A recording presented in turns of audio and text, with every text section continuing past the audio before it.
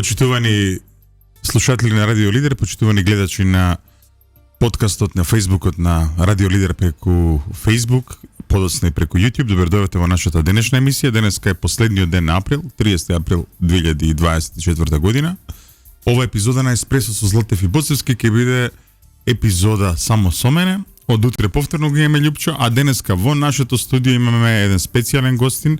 Тоа е пратеничката во Македонско собрание и поранешната министерка Рашела Мизрахи. Рашела, добре ни дојде. Добро е, најдов. Благодарам на поканата и добро утро за сите. Рашела е тука во неколку својства, во својство на интелектуалец, во својство на актуелен пратеник, но и во својство на кандидат за пратеник во изборната единица број 3 на место број 3, ако не се лажам. Така, тројката е значаен број во мојот живот. Зошто? Па не знам, кога влегов во парламентот ја добив канцеларијата 333. Мислев дека ми е доделена во недостаток на 666, на шега. А сега сум тројка во тројка и така, тројките се присутни во мојот живот. Барем во политичката сфера. Значи, одиме директно. Еден од непосредните поводи за ваше учество во денешна емисија е вашиот впечатлив говор одржан вчера на трибината наречена Консензус, каде што кандидатката за претседателка на Република Македонија Гордана Силјановска-Давкова ја представи својата програма, која што е преведена на албански, турски, влашки, српски, ромски и босански јазик. Значи, повторно имаме нов историски момент, еден кандидат кој што излегува информативно на сите јазици. Тоа беше представено од припаднички главно на сите етнички заедници во Македонија, меѓутоа таму бевте и вие. Да.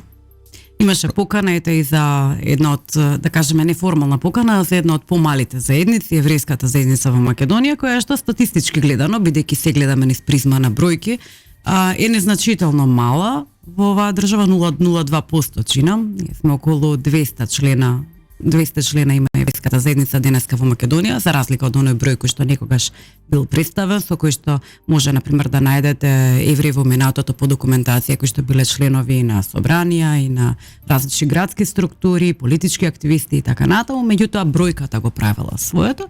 Сега сме само 200 во целата Македонија, предимно во Скопје. Но мора да спомнеме дека станува збор за традиционална заедница во Македонија, која што броеше над 10.000 луѓе пред да се случи Холокаустот во 1944 година. Така е. Има една анекдота која што често ја споменувам со пријателите, бидејќи ова е утринско кафе, може да бидеме малку неформални. Малку повеќе. Некогаш се има случајно на аеродромот во Скопје да кога ќе го погледнат пасошот на контрола и документите во минатото да кажат: "Ама вие толку чисто говорите македонски." Јас на тоа одговарам: "Па како да говориме, побогу не сме овде повеќе од 600 години."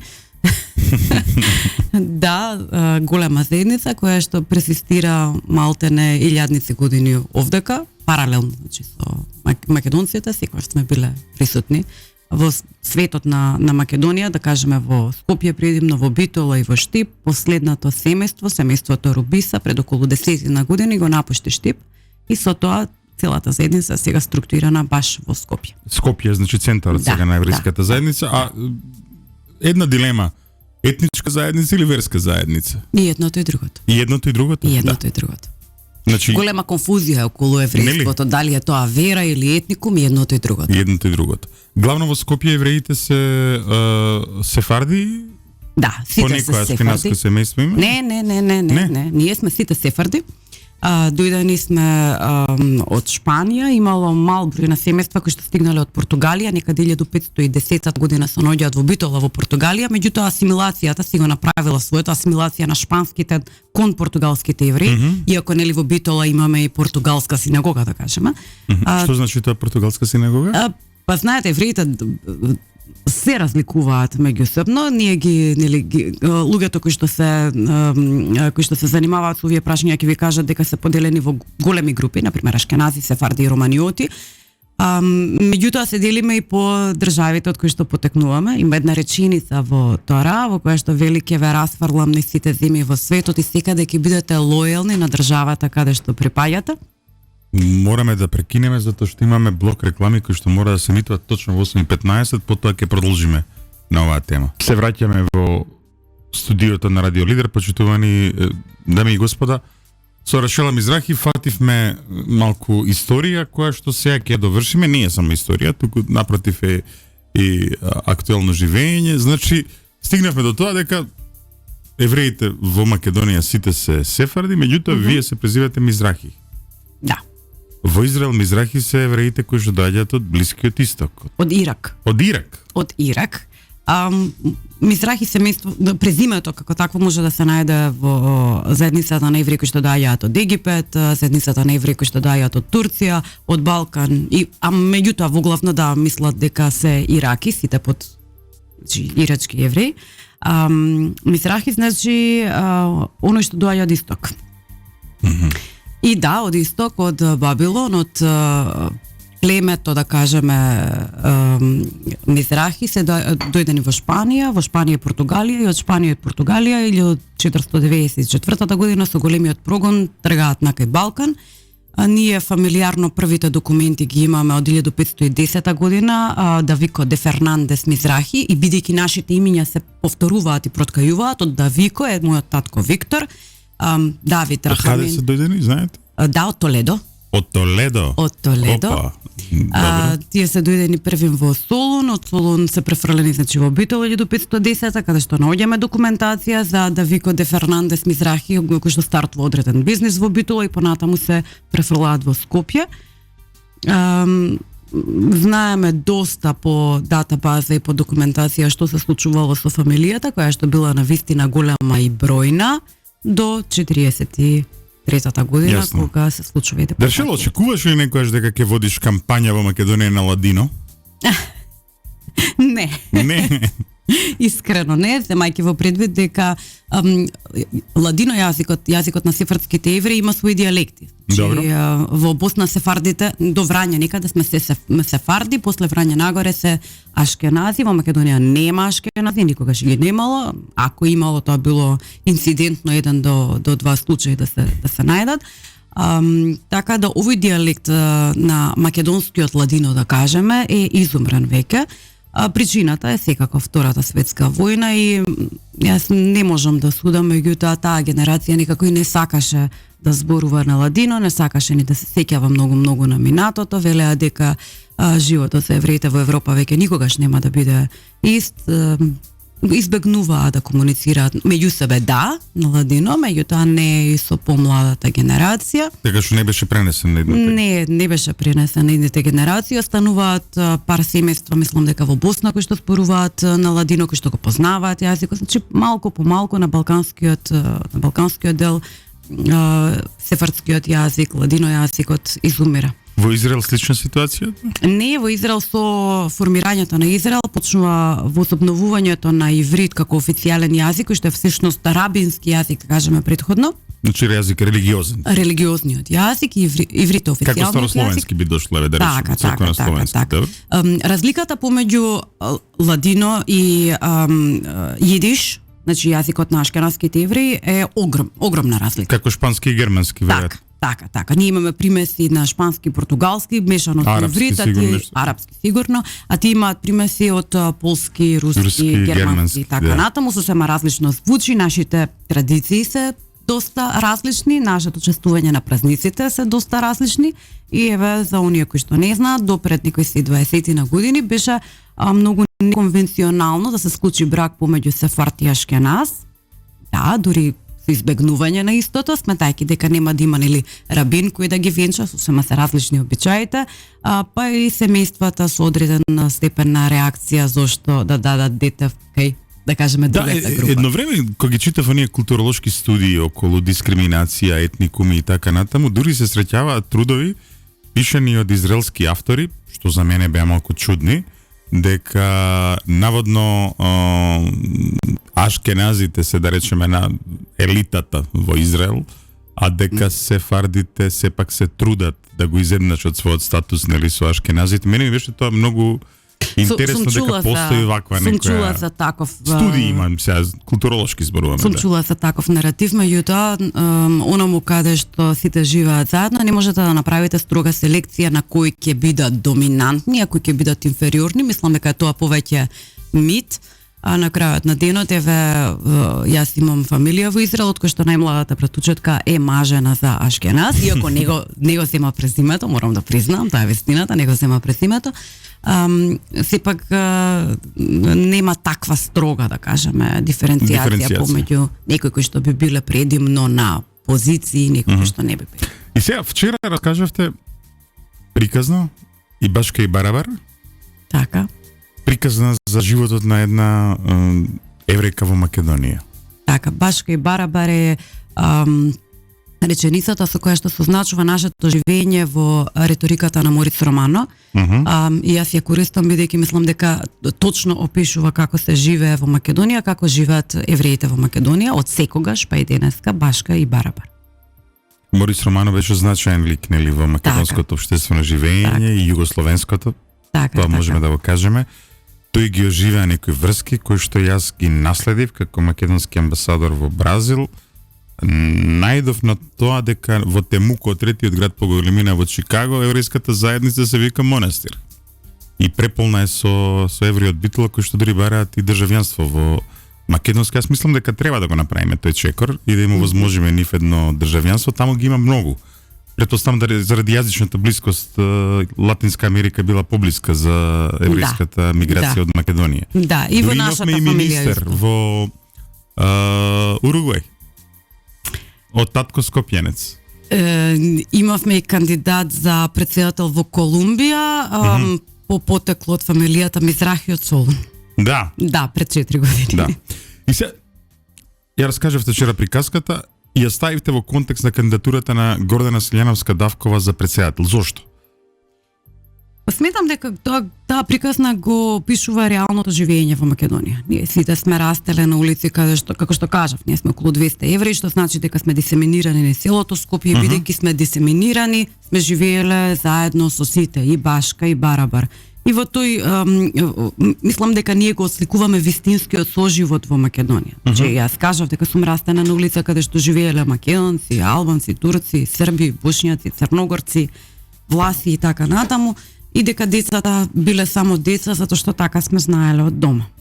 Напоменав дека сме се разликувале само по училиштата каде што сме учеле, оцените кои што сме ги добивале, кој бил подобар во некој спорт, сме се делеле во музичко училиште на пианисти, гитаристи, виолинисти и ништо друго, и дека животот од секогаш бил Башка и Барабар и само таков го знаеме и таков е до ден денес. Сега, прашањето кое што најлогично е да биде поставено е што правиме, дали созреа Македонија конечно да отиде во еден граѓански концепт? Па видете, јас вчера го спомнав и мојот покоен татко, сметам дека во аспектот на Башка и Барабар тој 30 на години од својот живот ги посвети баш на задржување на таа брана, да се одржи Башка и Барабар преку тезата дека почит е она што во Македонија од секогаш постоело, а не толеранција. Јас гледам дека во светската политика која што доаѓа како бранови ја зафаќа Македонија, честопати ние се користиме со вокабулар кој што не припаѓа, не извира од нашето Да, не е наш, да. Толеранција се повторуваше во 1001 наврат на 1001 начин. Толеранција значи дека некогаш постоело нетолеранција или дека истата може да се излие во нетолеранција. Толеранција значи дека трпиш, дека некого трпиш додека мораш да го трпиш, а во моментот кога нема да мораш да го трпиш, ке можеш да го погазиш, надгазиш, како и да сакате. Почите нешто друго. Почите е делот од нашето секојдневие. Секогаш со илјадници години сме се почитувале, сме живееле заедно. Ако сакате и банални примери, луѓето овдека живееле заедно до степен каде што не само што ги чествувале заеднички празниците и си помагале еден со друг. Од секогаш. Туку заедно сме чествували кога ни се раѓале деца во фамилиите, кога имало некој што починал, кога се спремале погреби, значи и во арно и во лошо заедно, кога се граделе куќи, кога се палеле куќи. Почит е нешто кое што нас сликува нас како заедница, не толеранција. Да, често знаеше поранешниот претседател Иванов да каже толерираш лошо кафе, толерираш лоши луѓе, но трпиш, така е. А почита подразбира едно подлабока комуникација. Так, апсолутно. И мислам дека во Македонија е многу нормално и повеќе изворно од нас да се почитуваме отколку да се толерираме. Мислам дека тој збор толеранција е некако наметнат и треба да се внимава на вокабуларот, бидејќи зборот е алатка која што е моќна. Ако правиме транспонирање на туѓа номенклатура на вокабулар, ќе го смениме и принципот на нашето живење. Треба да се држиме до нашите уверувања и нашиот начин на живење. Сега, вие работевте во собранието, ја следевте актуелнава влада и во тој контекст сакам да ви поставам едно прашање, сепак над овие избори виси како дамоклов меч еден етнички шовинизам на една партија наречена ДУИ, која што сака власта повеќе од 20 години и едноставно дури сака да го детонира македонскиот уставен и институционален систем со тоа што ке повика на неуспешни председателски избори. Вие ги наблюдувавте нив и во работењето во собранието. Има ли шанса на ДУИ да му отчита Македонија една лекција дека можно и без ДУИ, можно и без закани, можно и без етнички шовинизам и можно и поинаку оваа земја да функционира? Апсолутно. А и Башка и Барабар, нели, со сите на број. Да, апсолутно. Сметам дека и онаа теза која што излезе после завршетокот на првиот циклус на председателските избори, каде што имавме 183.000 гласа разлика во корист на Гордана Силјановска-Давкова, првата номенклатура која што излезе како политичка теза е во вториот круг стартуваме од нула. Да, стартуваме од нула, меѓутоа и не стартуваме од нула, бидејќи тоа беше една показна вежба на целокупното население во Република Македонија, на граѓаните на Република Македонија, кон она што им се допаѓа и она што не им се допаѓа. И сега велат да бидеме позитивни, да бидеме насмеани, да не отежнуваме реториката како политичари во негативна смисла, меѓутоа извината, никој не може да заборави што се случуваше 7 години во нашите животи. Никој од нас, вклучувајќи ми мене, не како политички елемент, да кажеме, во парламентот, не како представник на ВМРО ДПМН, како човек, како Рашела Мизрахи, никој нема да заборави што се случуваше 7 години во ова владение. Во тие 7 години, луѓе, ние видовме се и се што од меѓународни договори кои што беа поразителни за Република Македонија, од обиди за бришење на минатото, што вклучува не само минатото на македонците, иако јас сум за унинационален концепт, еве да кажеме не само на етникумот македонци, туку на сите нас, и на евреите, и на албанците, и на турците, и на власите, и на србите. Посегнување по името на државата, посегнување по сите нас, палење на болници, опожарување на автобуси за кои што никој не одговараше. Да се сетиме дека беше Републиката во парламент, дека Заев беше на одмор заедно со Венко Филипче. Да се сетиме на рекламните материјали на врвови од згради од Венко Филипче со 12.000 жртви од ковид, немаше вакцини. Да се сетиме на црната берза на маски, немаше маски оваа држава. Се купуваа маски на респиратори. Демек како да се купуваат наркотици, само обични маски, луѓето се бранеа себе си. Немаше брашно, немаше леп, немаше зејтин, немаше нафта, се нешто некој ни беше крив. Ја девастираа целокупно територијата. И сега во тие 7 години повозрасната генерација беа украдени 7 години од нивните животи, кои што требаа да ги поминат во мир, спокојство со својата фамилија и со своите внучиња, а не да гледаат како фамилијата им се иселува во Германија, Англија и така натаму, за да возат камиони, за да преживеат бегајки од системот кој што пеплосуваш, едноставно пеплосуваш. Децата ни останаа без учебници, да се тресеме и да мислиме во кој училиште, кој ќе го зафати детето и што тоа ќе учи. Се појавуваше Мила Царовска, се сеќавате, со едни многу интересни тези, кои што беа предимно фокусирани на сексуалната определба, а не на образованието на нашите деца, и дали ќе знаат македонски јазик литературно, дали ќе развијат образование математичко, па ќе стигнат до степен на емпатија. Сексуалност не беше несена на пиедестал и некои си 20 милиони евра кои што требаше да поминат низините раце, чинам дека така некоја ситуација имаше. Во собранието се случуваа закони кои што бродолом, едноставно бродолом. Се беше со европско знаменце, се беше скратена постапка, ние го имаме мнозинството, нема што да се дискутира, нема дебата, нема јавна расправа. Ке тераме како што сакаме да тераме, буквално политичко насилие, на кое што ВМРО беше принудено да одговори со активна блокада. Знаете, обично велат дека опозицијата никогаш не е таму во парламентот. Не е интересира, нели мнозинството е таму за да ги гласа законите. Оваа опозиција беше повеќе таму отколку мнозинството. Мнозинството беше повикувано на телефон 5 до 12 колку да гласа одредени законски решенија. па Бехтел-Јенка, па економија, па инфлација, се случи. Зарем мислеа дека народот ќе заборави? Еве нема мора да помне. Обичниот граѓанин. Тоа ли беше живот? 7 години од детството, 7 години од младоста, 7 години од нашите животи, никој од нас нема да се роди повтор пат. Точно. Никој од нас. Точно. Толку одзема. Да, дојдоа на крилата на шарената револуција, после која што уследи она неуставно СЈ, а сега го слушаме и Боки 13, излегува на некои емисии, зборува за дали тоа СЈ беше алатка за рекет. Беше. Да, се видовме, рекетираали бизнисмени, се рекетираали политичари, се гушеше политичката сфера во Македонија, за да се создаде еден систем на корупција и криминал и да се спои подземјето со институциите, а институциите да се срозаат. Јас во неколку наврати дури напоменав дека може би во нивниот концепт на владење тие сметаа дека треба државата да умре, заради тоа што само мртва држава не може да им суди. Ма државата е народот, државата не е политичкиот елемент партијата. Па мислам Државата дека се граѓаните. Мислам дека затоа и Зоран Заев влезе во целата кампања со бомбите и со шарената револуција токму заради тоа дека мртва Извинете, држава. спомнавте Дуи. Да. Јас седнав уште првите месеци во собранието и почнав да читам закони кои што биле донесени последните 30 години. За мене беше чест, меѓутоа има котрпна работа да се биде пратеник, заради тоа што сметав дека не треба да има дискусија во која што јас не сум го разгледала и со помош на асистентите сега, колку што си правници и специјално во одредена тема насочени одредено законско решение, меѓутоа измените и надополните на даденото законско решение 30 години на назад. И кога ќе ги поминете плејада на закони, ќе ги прочитате, бидејќи нели јас не сум правник, не сум одадената фела. Јас влегувам во таа фела и се обидувам да бидам многу концизна и детална во своето работење. Ќе сватите дека има над 7000 законски решенија донесени во оваа држава, што значи дека законите овдека се менуваат како чичко пушти летки, што значи дека ние никогаш не сме тестирале функционалност на еден систем па да решиме системот е нефункционален, сега ќе го реформираме. Од таму е мојот анимозитет кон зборот реформа.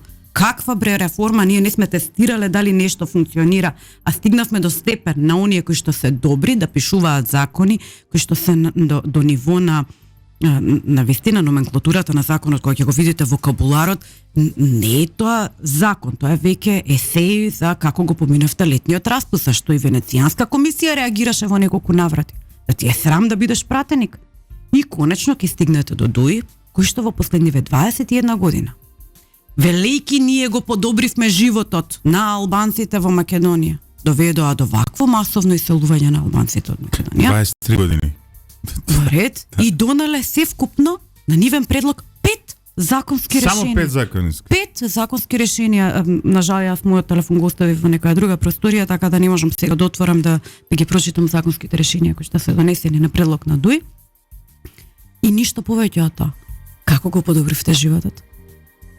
Нели имаше и една парола ПСЈ. Сеќавате на таа парола ПСЈ, ама тогаш треба да одговораш за сите во Македонија. За сите граѓани на Македонија. Велиш албанскиот корпус, албанскиот етникум, па каде ти албанскиот етникум? Се селат луѓето. Кога ќе поминете низ одредени помали места во Македонија каде што станува поочигледно, се радикализира моментот на она што и се случува на Македонија. Ќе видите 4 од 5 куќи кои што се напуштени. Во петата куќа ќе видите луѓе кои што се 60 плюс години старост. За тие луѓе ниту ги гледаат децата, ниту ги гледаат внуците и наредните 4 куќи се повторно празни. Фијалицата по улицата, без разлика дали е асфалтирана или не, станува небитна. Станува небитна. Нема деца по улици, нема топка, нема куќа, нема ништо. Значи, и што? Само да кажам, еден од ветераните на албанското движење во Македонија демократско, кое што ПДП, нели? Ми каже, вели, нашата борба како ПДП беше да нема веќе дете албанец кое што не може да учи на албански. И трагедијата е, вика, од кога веќе отворивме школи секаде, каде што има албанци, школите се испразни. Значи, едно многу искрено признание за тоа дека постојат и многу подлабоки политички цели во моментов за нас, а тоа е да овозможиме економски просперитет, да овозможиме живот, стандард во Македонија. Очигледно дека такво нешто не дојде со Зоран Заев, затоа што масовното иселување доби на замав откако тој стана премиер и откако неговата влада и владата на Ковачевски, која што пак е негова влада, како што гледаме, продолжи со владењето. Тоа е заради тоа што се сроза и формалната вредностна вертикала и неформалната вредностна вертикала. Вредносниот систем. Целосно во Република Македонија. Сеќавате на оние конкурси вработувам албанец, вработувам ром, вработувам турчин во државна администрација. Луѓе по-фашистички конкурси не може да постои. Не, убав е терминот, баш е фашизам. Тоа е чист фашизам. Тоа е сегрегација, Апсолутно. озаконета сегрегација во Европа во 2024 година. Неверојатно. Точно така. И да не заборавиме дека фашизмот како таков не беше неформален. Беше многу законски. Така е, да. Многу законски. И сега го гледаме истиот принцип на функционирање малтене во Македонија, особено кој е очигледен со овие конкурси и нема реакција. Точно. Оно што е чудно е нема реакција од интелектуалната фела, да кажеме судиите, адвокатите, правната фела. Во одбрана на правната држава. Морам да се надврзам на вашето потекло, значи ова го зборува жена во моментот во нашава емисија, често се ме страдало од еден таков закон за заштита на бугарската нација, кој што во Македонија важело од 41 до 44 година, така што Еврин во Македонија веднаш ги забележува овие црти кога нешто мрачно се случува во системот. Апсолутно, меѓутоа и во парламентот, кога се зборуваше за какви се бре луѓе овие конкурси што се случува, јас го радикализирав моментот за да им стане јасно. Замислете да има конкурс вработувам еврин. Да, чист фашизам. Јасно. Чист фашизам. Иако еврин, така. Чист фашизам. Сега зошто го транспонирате на малку поинаков начин кон албанците, кон турците, кон власите, што ова треба да значи? Имаше интересни моменти во овие 7 години што правиме да речеме со интегрирани малцинства, како да речеме србите и бошњаците, па дури и турците се тука некаде, кои што се интегрирани во системот и бројките на овие заедници се добро изразени во системот и се одеднашка треба да престанеме, треба да ги дискриминираме луѓето кои што се трудиле, кои што работеле. И што сакаат да кажат дека ние, еве јас сум дел од малцинството, не сме конкурентни, не сме доволно едуцирани, не сме доволно интелектуално способни. Не, обратното е, токму затоа што сте во системот, сте едуцирани, сте конкурентни, сега одеднашка не сме да влезете во системот. Треба да си го барате шарите во приватниот сектор. Малку е... Видовме се и се што овие 7 години, видовме многу интересни ситуации од отварање на различни клубови, до носење на различни законски решенија, до различни форми на конкурси кои што наликуваа на нешто од некое поинакво време, од друга географија, кое што мене лично воопшто не ми се допаѓа, очигледно и на граѓаните на Република Македонија. И затоа ќе кажам дека не треба да се очекува дека нешто ќе биде заборавено. Нешто ќе биде така изземено одеднаш како со рака и заборавено. Овие 7 години од нашето живење граѓаните нема да го заборават. И нема туку така да го простат. И тоа го покажа на првиот циклус на претседателски избори со 183.000 разлика. Очекувано беше ова за вас? Доволку не. Не. Доволку не се чувствуваше бран, се чувствуваше атмосфера. Например, еве како представник на ВМРО ДПМН, одите на терен и ги слушате граѓаните и претходно и за време на кампањата се чувствуваше бран, се чувствуваше нервоза кон она што се случувало овие 7 години, чувството на погазеност, чувството дека граѓаните не се послушали, дека никој нив не ги представува, дека владата е малтене окупаторска, дека не им припаѓа на граѓаните, дека не избира од граѓаните. Знаете, онаа малверзација со неизбраниот туку назначен премиер предизвика одреден степен на анимозитет кај граѓаните. И видете, истата таа вежба која што ја направија како балон проба со Ковачевски, што беше назначен, неизбран, сега дуја проткајува во една друга форма, ние да назначиме, а не да избереме председател. Да. И да го менуваме кога сакаме. Повеќе од небулозно. Тоа значи дека секое мнозинство ќе си има свој председател, тогаш не целиот концепт на постоење на оваа држава ќе биде тресен од темел, меѓутоа тоа го гледавме во овие 7 години владење. Тие сакаа да изумрат институциите, од темел да се сронат институциите. Па се повикува на институционални одредби на некои други држави. Значи ли ова дека пред да доеме таму овие 363.000 гласови и оваа разлика од 183.000 гласови, значи ли тоа дека ВМРО ДПМН избра и добра личност за претседателски кандидат? Јас не можам да бидам објективна на Зошто? оваа тема. Па знаете, кога луѓето соработуваат така блиску, стануваат и пријатели. И стануваат субјективни. Мене професорката ми е драга пријателка и многу блиска пријателка. Во неа гледав човек кој што во првиот момент гледате професор, академски професор кој што е експерт во своето поле, па после сваќате дека таа е мобилна библиотека, Google во еден човек, па сваќате и колку е човек и колкава душа има. Тоа е господјата која што значајно име во интелектуалната фела во Македонија, можеби и најголемото име кое што за мене лично креваше телефони во 3 и 4 наутро, сметам дека така беше со сите пратеници од ВМРО-ДПМН.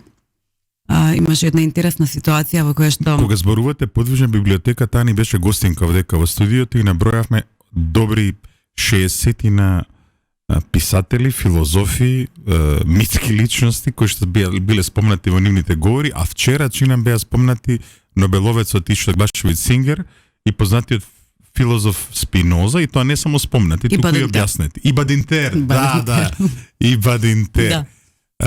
Добро, значи проблемот со низината кандидатура е што таа оди во трка против историјата 2 пати, и како жена и како кандидат на опозицијата. Ни една жена, ни еден кандидат на опозицијата не победил, а за тоа ќе слушнеме малку повеќе по рекламите. Гордана Сњановска-Давкова 2 пати се бори против историјата, еднаш како кандидат на опозицијата, која што никогаш не победила на претседателските избори, а втор пат како жена. И вие сте како жена во политиката веќе подолго време. Да фатиме таа женска димензија. Вчера, например, кажа професорката за време на незиниот говор во Куманово дека редно време мажите да се емансипираат. Учително и кумановчани. Што значи ова расшила мажи? Мислам, помогни ми ја да се емансипирам прво, личен пример да дадам. Па видете, мислам дека во политиката стигаме до момент кога веќе нема потреба од свилени рукавици. Јас сум против тие свилени рукавици. Сметам дека треба да ги извадиме рукавиците и да зборуваме фактографски и аналитично повеќе, заради тоа што значи тоа? Тоа значи дека треба своите тези да ги базираме на факти и аналитика и политиката да ја гледаме како наука, а не како степен на ораторство за да се предизвика одредено социјално движење, и буквално да биде алатка за манипулација. Значи, професорката зборува баш така, аналитично и фактографски, согласно датабаза, зашто секогаш има барем 3 столба кои што стојат како доказ на незините тези. По прашање на жени во политика, морам да напоменам дека јас самата се најдов во многу пати во контрадикторни ситуации, во кои што сметав дека треба да ги преиспитам моите уверувања и моите ставови. Како? Како? Да кажеме дека допред година и пол до 2 сметав дека конзервативните ставови кои што ги гледаат жените се апсолутно вистинитите и до денеска стојам така. Значи, во левицата, во неолиберализмот се појави, се транспонираше од западот кон нас една теза дека жените се жртви. Жените се жртви по сите основи, кон мажите, како домаќинки, како мајки, како интелектуалки, во секој можен смисол. Меѓутоа, таквото транспонирање на тези е невозможно на Балкан, преди се поради тоа што историските моментуми на Балканот биле различни од оние на Запад. Ние произлегуваме од Отоманската империја, правото на глас мажите и жените го добиваат во ист момент, овдека бил еден социјализам, кој што го нарекуваме денеска титовизам, нели, една форма на живење во која што еднаквоста била на пиедестал, така да жените имале право да се едуцираат исто како мажите, да добиваат исти работни позиции и платите да им бидат еднакви. И сега, од тука се поставуваше прашањето кои тоа права на жените недостасуваат и ние треба да се бориме за истите. Ако збориме од формално правен аспект, согласно Уставот и законите во Република Македонија, без разлика на полот, сите сме еднакви. Во неформалниот дел на живењето, да, има разлики помеѓу позициите на мажите и жените и предпоставувам дека истото може да го анализираме со часови. Значи, дали треба да биде платен трудот на мајчинството, да кажеме, дека да, животните треба да бидат покрај своите младенчиња, некои си 3 месеци, некои 2 месеци, некои 6 месеци, во нашиот вид ние треба да бидеме покрај младенчињата без малку 18 години од нашите животи. и да се посветиме како мајки и како родители. Дали истото се однесува и на мажите? Да, формално, дали неформално е така, па не би рекла дека секогаш и во секој случај. Значи, зависно од семејство до семејство, се очекува жената да пополни повеќе аспекти на секојдневието, не само оној работниот аспект, туку и фамилиарниот аспект, домаќинството да го али одржува. ми мажот треба да го пополни? Да, треба да го пополни, меѓутоа дали е така? Па не знам баш, дали, да. не знам дали секаде. Знаете, многу е тешко да се даде диагноза точна, поради тоа што секој тргнува собствената призма. Тоа е исто и со вредностниот систем. Вие го транспонирате својот вредностен систем и своето живење на останатите и така градите теза за нешто или уверување за нешто. Меѓутоа, дали така живее целокупната популација во Република Македонија? Дали сите жени во цела Македонија и во помалите рурални средини живеат на ист начин? Согласно исто така степенот на образование, кој што е битен фактор. Што ќе видите во статистиката на Македонија? Ќе видите дека девојчињата се подобри ученици од момчињата. Дека поголем процент на девојки запишуваат високо образование, односно се запишуваат на факултет, а помал процент на момчиња се запишуваат на факултет. Девојчињата се поревностни за време на студиумот, завршуваат со повисоки просеци. И тука доаѓа до еден момент во кој што образованието веќе не е главниот мотивационен елемент за работната позиција. Девојчињата се мажат, стапуваат во брак, значи формираат семејство и дел од нивното време се троши на семејството. Еве, да речеме, оно што ми пречи во ова, баш убаво што ја фатихме оваа тема. Нема ништо лошо во тој аспект, нели, на Апсолутно. жената и на женственоста, без разлика на тоа што се наметнува некој поинаков наратив во моментот. Виктим наратив, жртва наратив. Исто како што па и во нема ништо лошо, нели, и во она нели имаме се отровна токсична машкост. Меѓутоа, не знам, ја на Балканот тебе сите мажи што сум ги запознал што биле баш мажи, почитувале жени и значаен дел од нивната личност било токму тоа, дека треба да се најдат и на семејството, и на сопругата, мајката и така натаму. Така што веројатно треба да ги споиме овие два нативи. Ја занемаруваме чудната моќ која што и биологијата си го прави своето. Биологијата си го прави своето, физиологијата си го прави своето, истите тези се транспонираат нели на немајте предрасуди, додека предрасудата е нормален функционален дел од било кое човеково битие. И пример за тоа е на пример кога ќе отидете на утакмица и игра Вардар, вие никогаш во животот не сте гледале фудбал, ама одеднаш викате еве ги моите. Значи тоа е бајас, чувството на припадност, сакате да припаднете во одредена група. Што се однесува до, да кажеме, женско-машките односи, во Македонија има непишани правила кои што се пренесени од уста на уста и сега ќе чуете за една тивка моќ на жената. Велат 100 мажи градат куќа, ама една жена гради дом. Убаво кажано, добро. Точно така. И жената е таа која што, да, повеќе време поминува можеби со децата, меѓутоа таа исто така го форматира новото човеково битие. Значи едно стожер на семејството, така да кажеме, добро. И ако коментираме во стилот на колку се мажите лоши, па да прашам кој ги одгледа тие мажи ако се толку лоши, ги одгледа повторно жени, син на мајка, нели? Да. Познатата реченица во Македонија, син на мајка. И имаме многу мамини мази во Македонија. Дури на функции гледате вие тоа и во владата и во собранието. Мотивациониот фактор на жените и мажите во политика, кога говориме баш за политика, сметам дека е различен. Мажите може да бидат мотивирани од желбата да се докажат, од тоа да покажат колку може да бидат функционални, до моментот на моќ, на визибилност и така натаму, додека жените сметам дека предимно во политика се мотивирани од една единствена цел, а тоа е подобар живот на нашите деца. Решила ке донесе ли нов квалитет?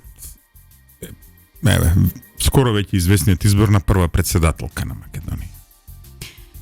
Па јас не го гледам тоа од полов аспект. Го гледам од аспект на квалитет на човеково битие. И така ги гледам овие прашања помеѓу мажите и жените. Значи вредносниот систем е оној кој што додаде на вредност без разлика на полот. Значи, земајќи во предвид колку дека станува збор за високо образована интелектуалка која што агрегирала интелектуалка која ќе кажам не мислам на некој кој што има факултетска диплома. Тие денеска стануваат силно дискутабилни. Дури и како се добиени, дали се купени, не се купени, како се стекнати и така натаму. Во конкретниот случај поинаку. Во конкретниот случај е сосема поинаку и за мене интелектуалец е некој кој што агрегирал доволна количина на знаење да тоа го следува на ниво на уметно живење, тоа е на ниво на филозофија и на уметност и заради тоа и така може да го транспонира истото помеѓу народот, а особено во политиката. Сметам дека вредностите кои што со себе ги носи Гордана Силјановска-Давкова ни најмалку не се поврзани со нејзиниот пол, иако можеме да претпоставиме дека некогаш патот на жената кон врвушките на политичките функции е лискав и непредвидлив. Со цела почит сметам дека е најквалитетниот човек во изборот во оваа кампања и дека заради тоа ќе биде избрана за претседател на оваа држава. Решила една работа која што остана недозатворена, анкетната комисија која што тие водеше во собранието. Онкологија. Фамозната онкологија. Значи, кој е во моментов статусот на извештајот кој што беше изработен од вас како председавач со анкетната комисија? Значи, гледам дека како да се стави под тепих тоа некако. Не. Не е така. Не, апсолутно не е така. Значи, во Република Македонија законодавната и извршната власт се поделени, тоа сите го знаат. Меѓутоа исто така имаме поделба судска власт. Значи, обвинителството и судството се сосема независен елемент или барем така треба да бидат. Со ваквото поместување на тежиштето помеѓу законодавната која што треба да биде над извршната власт, вакво поместување на тежиште ја направи извршната власт на ниво, нели, јас често пати велев, на ниво на монархија. Што ќе кажат, тоа ќе направат и тоа ја потиснува во одреден степен и судската власт во оваа држава, односно правосудниот систем и обвинителството. И тоа се проткајува низ секојдневното живење на граѓаните. Тие знаат дека, еве, например, во текот на анкетната комисија за онкологија, многу од граѓаните велеа не сакаме да истапуваме и да поднесуваме искази и документи во обвинителството заради тоа што имаме недоверба во обвинителството и анкетите тоа го покажуваат, 2% или 3% доверба во судовите или во обвинителството укажуваат на истиот факт. Значи една апсолутна недоверба и во главно реториката беше дека обвинителството и судството се некако поврзани со извршната власт и оттаму потекнува нивниот страв. Во дадениот момент кога анкетната комисија заврши со својата работа, дојде писмо од обвинителството во кое што се бараше целокупната материја со која што располагаме да биде префрлена во обвинителство. Бидејќи мојот мандат беше завршен, јас проследив писмен допис до претседателот и генералниот секретар на собранието, кои што се надлежни над архивската граѓа на собранието да се проследи таа материја, нормално заверено во архивата, таков допис стигна и до едниот и до другиот. Талат Џофери сметам дека во тој момент одбра можеби од политички аспект да не ги проследи материјалите, сметајќи дека нели ќе биде новиот технички премиер, па не сакаше да станува веднаш на лискавот лок како нов технички премиер. Подоцна дознав дека новиот претседател, технички претседател на собранието ги проследил материјалите до обвинителството и обвинителството продолжило со својата работа. Нејасно е и за мене зошто е потребен волкав временски интервал на обвинителството за да се стигне до одредени заклучоци и да се комплетира дадениот случај. Сметам дека можеше многу побрзо од таа 6-месечна предистрага која што се случуваше, додека не се почне со истрага, додека не се спекуваат луѓе за да даваат своји искази, меѓутоа, ете, со промената на власта и реформата која што новата влада, предводена од ВМРО-ДПМН, ја нуди во рамки на правосудниот систем, односно судството и обвинителството кои што ќе бидат целосно независни, ќе може да се процесираат сите случаи. Главниот проблем во оваа држава е недостатокот на одговорност. Значи, продавањето на магла. Знаете, велат дека манипулација е кога некој нешто ќе добие како бенефит на сметка на штета на другите, а овдека во овој случај имавме 7 години буквално gaslighting феномен, во кој што некој ви вели дека она што сте го виделе, апропо онкологија или апропо вакцините или апропо ковид кризата, не е вистина. Ги уверуваа граѓаните дека не гледаат добро, не слушаат добро и не размислуваат добро. Gaslighting феноменот е еден вид на психолошка злоупотреба која што се случуваше и која што ќе заврши во моментот кога ВМРО-ДПМН и коалицијата ќе формира своја влада, значи во исчекување на 8 месеци. Добро. Значи, нема да остане празно буква на хартија извештајот Верувам на дека граѓаните добро ги пратат говорите на сите кандидати за пратеници, меѓутоа особено на раководството на партијата ВМРО ДПМН, професорот Христијан Мицковски, кој што особено за ова прашање нагласува дека нема да остане сега, вие имате изживеено во Израел, од она што јас сум го следил и сум го наблюдувал, кај нив сериозно се сваќа анкетната комисија, буквално се случувало... Секаде во светот. Па не, знаеш зашо Израел ми е пример, се случувало во војна ќе отидат, некој ќе биде херој на војната, потоа низ анкетна комисија ќе испадне малтене дека треба во затвор да заврши, затоа што нели се анализираат сите постапки и така натаму. Ќе смогне ли сили Македонија оваа работа, значи анкетна комисија, ревизија и така натаму да биде задолжителна, и не само тоа, случајот онкологија на крајот ќе завршиш со една сериозна законодавна работа, се исправат законите онаму каде што има дупки, каде што е возможно вака да вире една чудна флора и фауна, ако можеме така да кажеме. Сега поставивте две тези, први зборувавте за анкетна комисија, понатаму за исправување на законите, ме здоболе моментот кој што го спомнавте, да се изменат законите. Законите не треба да се изменат. Законите треба да се стават да се имплементираат. Точно. Значи само да се прати законот. Законот за здравствена заштита е пишуван на начин во кој што веќе секоја точка и запирка опишува како треба да функционира здравствениот систем совршено. Нема што повеќе да се додаде. Имплементацијата на законите, следењето на законите, како што е Законот за здравствено осигурување, Законот за здравствена заштита, е еден тест механизам за да видиме како тоа функционира и како би требало да изгледа нашиот здравствен систем, а никогаш не се имплементирани и проследени, односно овие 7 години се прекршувани уздуж и попреку. Воглавно, овие 7 години можам да кажам не само во здравството, туку не сите институции, не целокупното наше живење не е почитуван ниту еден закон, ниту една законска одредба. Напротив, оние кои што се подолго време во политика и кои што памтат поинакви времења ќе знаат дека во одреден момент преку едно движење се дозволи помладата генерација да верува дека може да се креира сопствени закони, дека може да функционира како што сака. И тоа и се случи 7 години, секој правеше онака како што сака, не почитувајќи закон. Некое слободарство чудно, кој што стигна до анархизам. Демократија не е анархизам. Така е. Демократија е почитување на законот, кој што е еднаков за сите граѓани. Толку е демократија. Ама се расфрлаат со реторики на демократија, диверзитет, полови разлики, права на жените, транспонирајќи нешто што не припаѓа на нашето тло, не имплементирајќи ги нашите законски одредби. Анкетните комисии се најбитните комисии во сите парламенти секаде во светот. Најбитната комисија за информација на граѓаните, еве нека знаат, анкетната комисија за човекови права, која што е една од најбитните комисии, можеби и најбитната во собранието, за мене лично најбитната. Не се дозволи да функционира 4 години. Јас бев член на таа комисија, назначена како член 4 години, овој мандат немавме ни едно седнување да разговараме на било која тема на анкетната комисија за човекови права. Таа беше предводена од Снопчачина, од Алијанса на албанците во првите 2 години, понатаму остана така во меѓу интервал, не се назначи председател, од кога Алијанса влезе во владата, не се назначи председател на анкетна комисија. Имавме обид да свикаме седница, да зборуваме за Тетовската болница, Талат Џафери не го процесираше документот, што значи дека не дозволи свикување, мнозинството не присуствуваше за да нема кворум, иако медиумите беа присутни. Тоа беше шамар и за медиумите.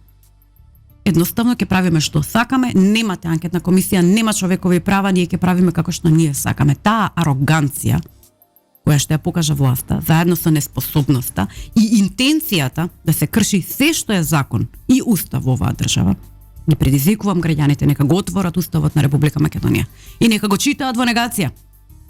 Целиот е во негација. Функционираше во негација оваа држава. Неуставно, противуставно. 7 години. Затоа велам дека реакцијата на граѓаните во овие избори е таа реакција.